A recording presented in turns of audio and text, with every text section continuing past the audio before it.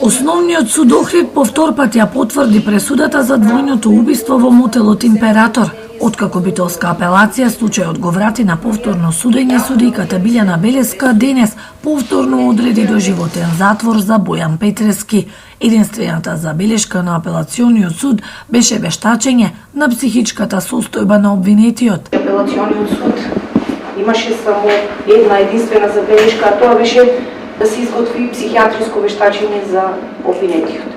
Такво вештачење беше изготвено и судот целосно го прифати, му поклони верба на изготвеното вештачење од Универзитетската клиника за психијатрија, од кој се утврди дека обвинетиот бил здрав, свесен и пресмислив. Осудениот место жалење за време на судскиот процес се закануваше и навредуваше. Казната не е одмазда, но превенција и порака да се почитуваат законите. Казната не е одмазда.